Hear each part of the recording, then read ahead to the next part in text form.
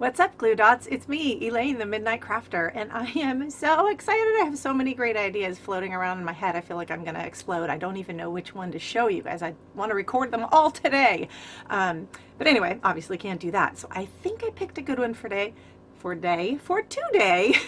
It's a farmhouse decor, which seems to be really popular lately, and it's so adorable and super easy. So stay tuned to check it out, and if you like the video, please hit the subscribe button right down here and the little bell right next to it, and then that way it will notify you every time I upload a video. So I hope you like it. Let me know. Leave me a comment. Just say hi if you want to. It'd be great to hear from you. And well, let's get started.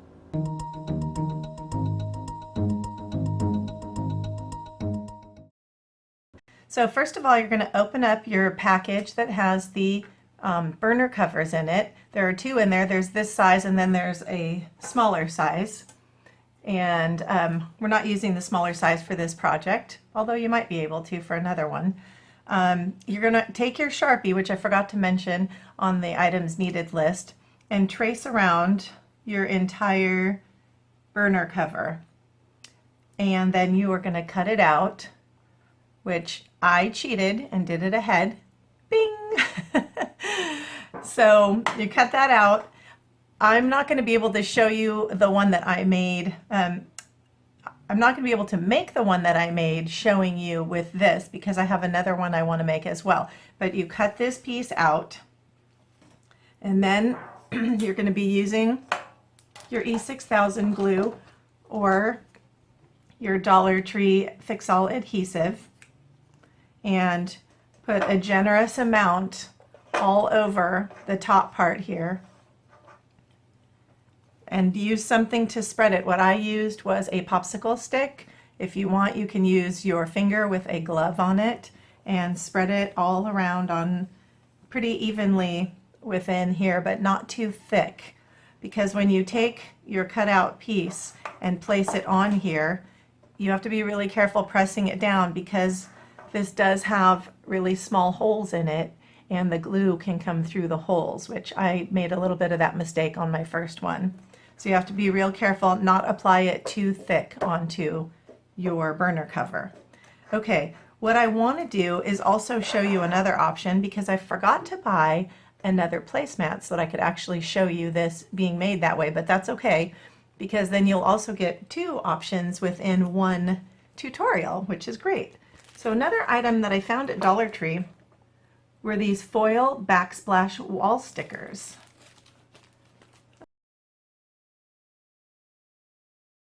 Anyway, it's these foil backsplash wall stickers. Boy, that is a tongue twister. And I thought about possibly using one of these as a top, or they also have several different styles of the adhesive vinyl that you can use.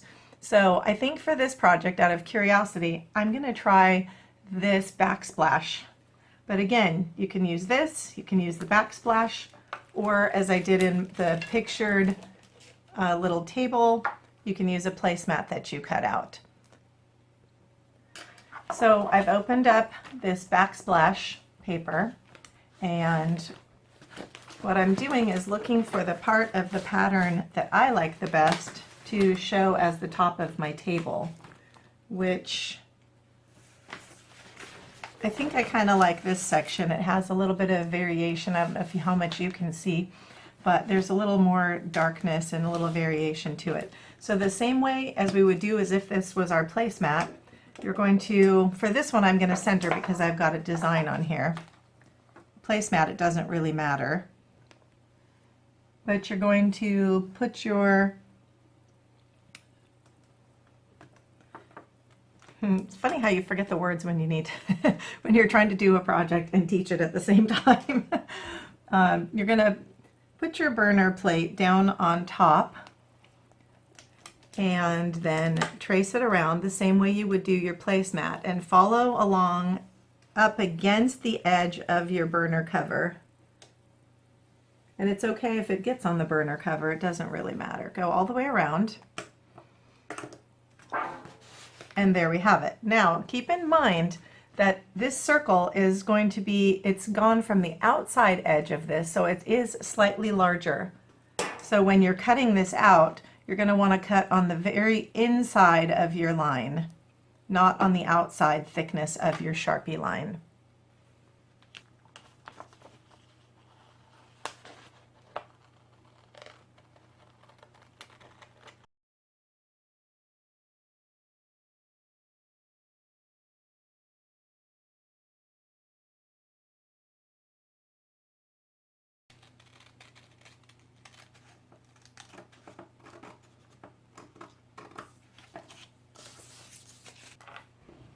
Okay, once you have your circle cut out,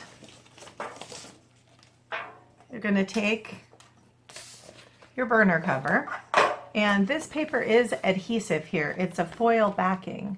So when you peel this, I guess that's what makes it waterproof too, as a backsplash.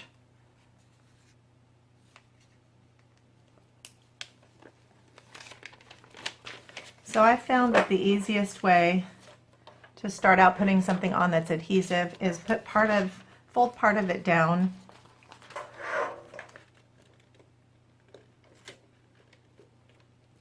and carefully place it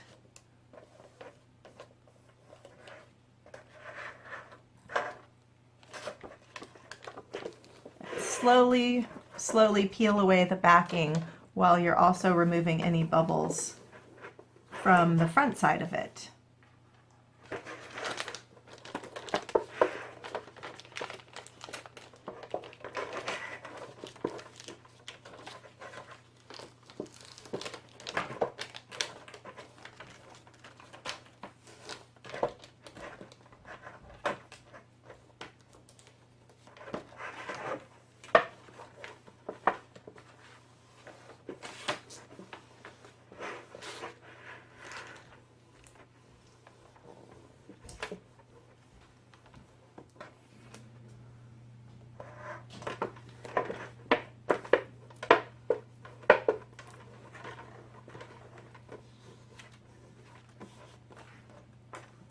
Press out any bubbles you might have.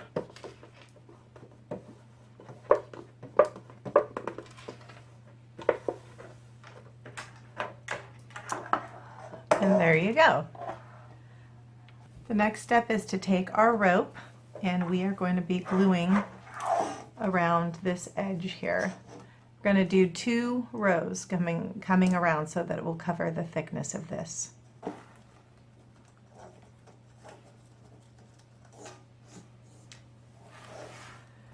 This twine that I'm using here is not one that I bought from the Dollar Tree. I had a lot of trouble finding this time at Dollar Tree. I went to 4 different ones and couldn't find it. So the Dollar Tree one is preferable. This one's a little rough, but you can definitely get a nice one at the Dollar Tree. And I don't know if it's in the garden section or if it's actually in the car section, the automotive section.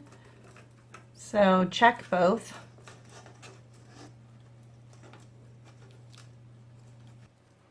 Okay, when you get to the end, you're going to want to cut.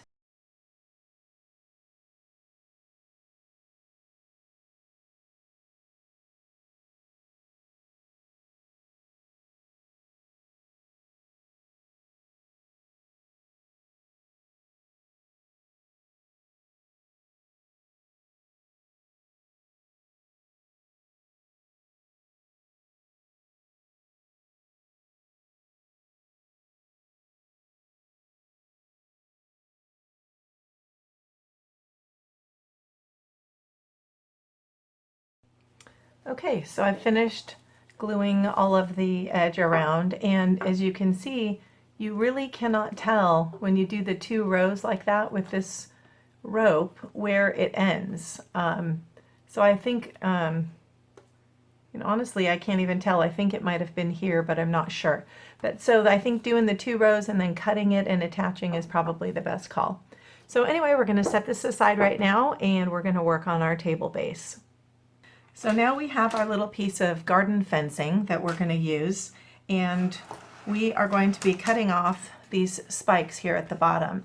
I did learn from watching a tutorial by 50 and Beyond that heating this with a blow dryer makes it a little bit softer and a little easier to cut off. I'm using these garden shears that I also got at Dollar Tree, and they do a pretty good job of cutting through this, so I'm not going to heat the plastic up, but if you do have trouble with it, then you can go ahead and heat up the plastic.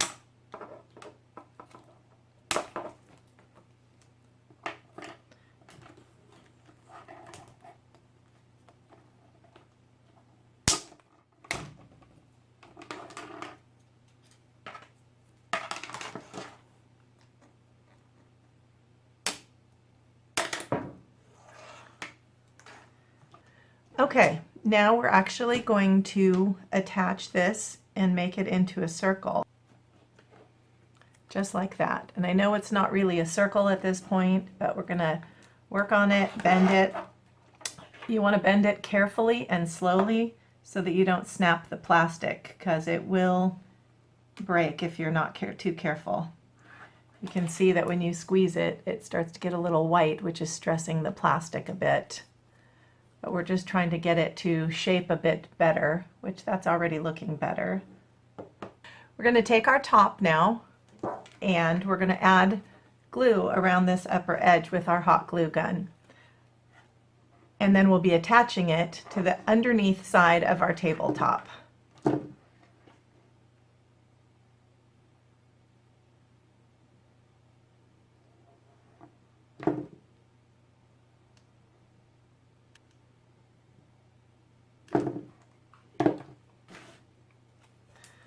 Make sure you have the shape that you want before you set this down and that it is centered.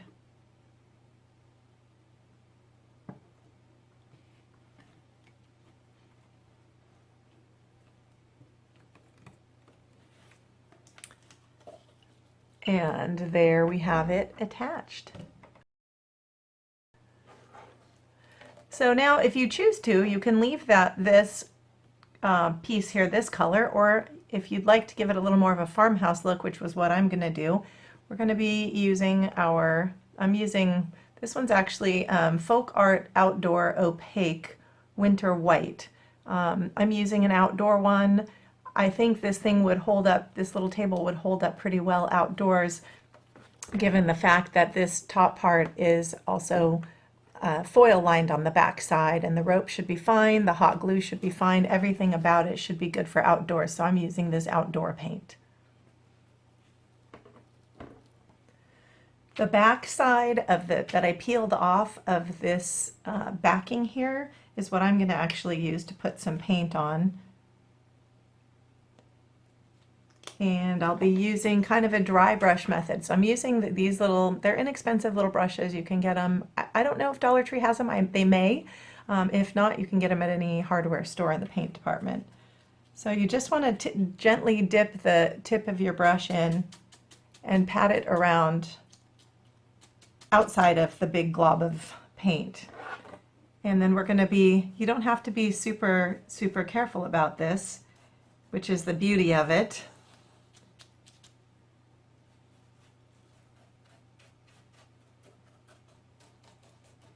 Kind of blot it on, spread it on, brush it on to give it just a rustic, kind of a look of a fence that's been very weathered.